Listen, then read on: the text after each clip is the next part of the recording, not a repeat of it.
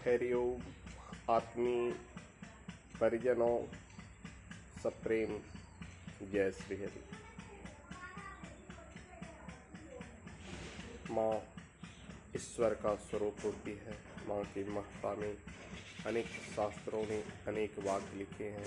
वाल्मीकि रामायण में जननी जन्मभूमि च स्वर्गादपि गरीयसी कहा गया है। उपनिषदों में मातृदेवो भव कहा गया है। इसी ढंग से अनेक वाक्यों में, अनेक ग्रंथों में, अनेक वाक्यों में माँ की महत्ता प्रतिपादित की गई है। मैं आज एक कथा बताने जा रहा हूँ जिसे मैं कल्याण विशेषांक 2000 ईस्वी का जनवरी अंक में पढ़ा था। उसमें एक शीर्षक था माँ ईश्वर का प्रतिरूप है। वह लेख बहुत सुंदर मुझे लगा। मैं उस विषय में आपको बताने जा रहा हूँ। डॉक्टर वायनी का योर सीक्रेट सेल्फ में दिया निम्नलिखित दृष्टांत ईश्वर की अवधारणा संबंधी सर्वश्रेष्ठ व्याख्याओं में से एक माना गया है। एक माता के गर्भ में 2 बच्चे थे। एक दूसरे से पूछता है, क्या तुम प्रसव के बाद जीवन में विश्वास रखते हो? दूसरा बच्चा जवाब देता है, बिल्कुल, प्रसव के बाद निश्चित ही कुछ होगा और यहाँ पर हम शायद उसी बाद वाले जीवन की तैयारी के लिए पल रहे हैं। निरर्थक बात पहला वाला कहता है, प्रसव के बाद कोई जीवन नहीं है, कैसा जीवन होगा वह? दूसरा कहता है, मैं नहीं जानता, लेकिन वहाँ पर यहाँ से अधिक प्रकाश होगा।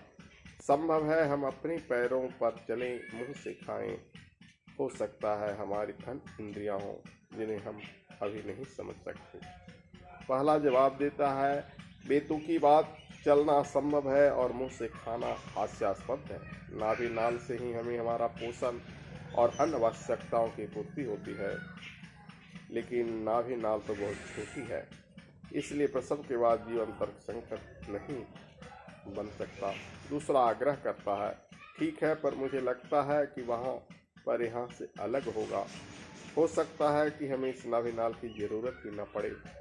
पहला जवाब देता है, असंगत बात, अच्छा मान भी लें कि वहाँ जीवन है तो वहाँ से कभी कोई लौट कर क्यों नहीं आया? सच यह है कि प्रसव जीवन का अंत है और प्रसव के बाद कुछ नहीं है तो सिर्फ अंधेरा, खामोशी और विस्मरण।